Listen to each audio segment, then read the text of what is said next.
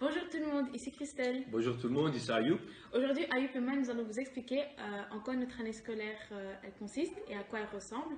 Alors chez nous en Belgique, l'année scolaire commence le 1er septembre. C'est un jour assez stressant et excitant parce qu'en même temps, on rencontre les nouvelles personnes avec qui nous allons former une classe, nos nouveaux profs et tout ça. Et la routine aussi qui recommence. Donc c'est stressant et assez excitant. Nouvelle année veut aussi dire nouvel horaire. Au début de l'année, tous les élèves reçoivent un horaire provisoire qui sera ensuite modifié en mi-octobre. L'horaire consiste en fait à guider les élèves afin de trouver leur leçon et de trouver dans quel local elles se déroulent et à quelle heure leur leçon aussi se déroule. Après avoir reçu notre horaire provisoire, le mois d'octobre suit et les vacances d'octobre aussi suivront logiquement. Saïd vous expliquera en quoi consistent les vacances d'octobre et ce que c'est. Donc, après les vacances d'octobre, nous venons en novembre. Novembre signifie aussi un mois très intensif d'études, puisque en décembre, nous commençons les examens. Ce mois de novembre est pour les élèves un cauchemar, puisqu'il dure longtemps et nous devons étudier pendant des heures et des heures. Donc après 2 semaines et demie de vacances de Noël, il est temps de retourner à l'école. C'est une période assez chiante vu qu'après avoir profité des vacances, c'est très dur de se remettre dans le rythme. C'est aussi le commencement du deuxième trimestre, ce qui veut dire que nous allons commencer à préparer notre OC. Notre OC est un travail de recherche qui dépend de notre filière. Par exemple, pour Ayoub qui fait économie, c'est quelque chose qui va sur l'économie et moi qui fais latin, c'est quelque chose basé sur le latin. C'est un travail assez long et fatigant, donc qui nous demande beaucoup d'énergie et de temps. Donc oui, la période du deuxième trimestre est assez dure. Après l'effort, il y a le réconfort aussi. Donc, nous allons à JEP. JEP est une activité extrascolaire que Saïd va vous expliquer aussi après. Nous allons cette année à Berlin. JEP est une période d'une semaine qui est suivie ensuite de 2 semaines de vacances de Pâques, ce qui nous fait donc environ 3 semaines de vacances. Après cette période de 3 semaines, vient une période encore plus intensive qu'en décembre, où nous allons étudier pour des examens de fin d'année. Ces examens sont décisifs pour votre futur à l'école. C'est une période très intensive où vous allez sûrement pas dormir beaucoup, où vous allez devoir étudier intensivement. Mais si vous travaillez assez, vous aurez de récompenses à la fin de l'année. Et voilà, vous passerez votre année sans aucun problème. Et après ça viennent 2 longs mois bien mérités de vacances. Enfin. Mais pendant l'année, nous avons aussi quelques journées assez marrantes. Nous avons des journées de sortie, comme par exemple les journées sportives, ou toute une journée consacrée au sport. Nous faisons diverses activités comme le kayak, la marche et plein d'autres choses. Alors Ayoub, c'est quoi ta matière préférée? Ma matière préférée est l'éducation physique. Et la tienne? La mienne, c'est l'espagnol et l'histoire. Et je peux savoir pourquoi? Parce que j'aime beaucoup la culture espagnole et la langue aussi, et j'aime bien tout ce qui est vieux, donc l'histoire, ça tombe bien.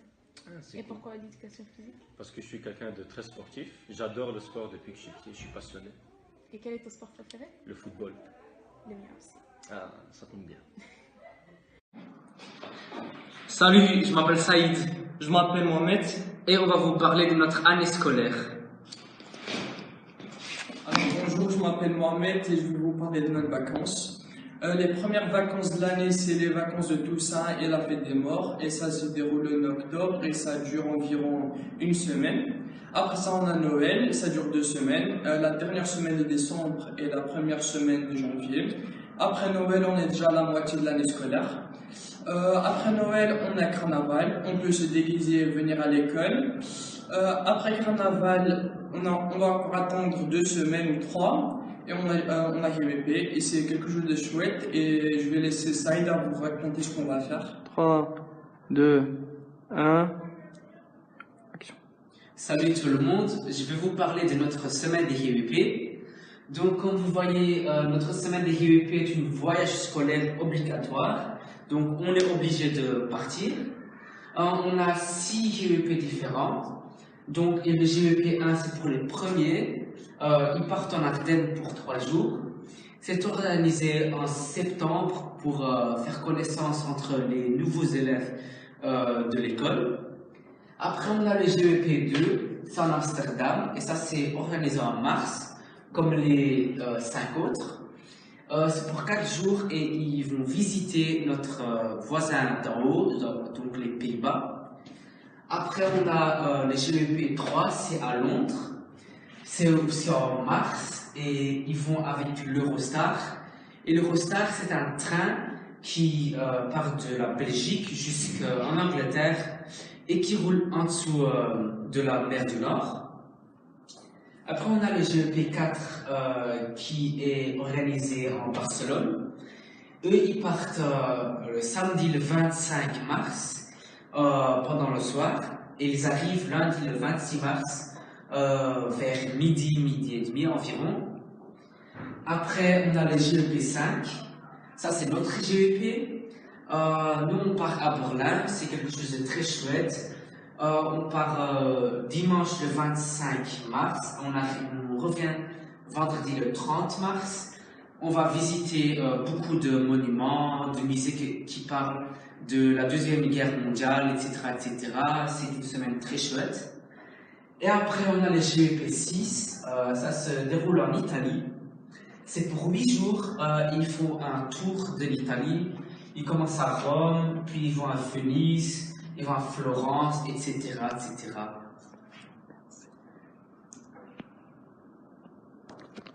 Commence. Donc, après la semaine des GEP, on a 2 semaines de vacances de Pâques. C'est une vacance très relaxante parce qu'on revient du long voyage à Berlin. Donc, après ça, on a une journée où on peut rester à l'école et ça s'appelle l'Ascension. Après ça, on est déjà dans le mois de juin. Et le mois de juin, c'est le mois le plus stressant pour les élèves parce que c'est le mois où il y a les examens de fin de l'année. Donc on doit beaucoup étudier et ça c'est important pour notre année scolaire en fait. Après ce mois d'examen, on a 2 mois de grandes vacances. Donc là, on peut vraiment nous relaxer, on peut aller en voyage en Espagne, en Italie, où on veut. Merci d'avoir écouté et au revoir.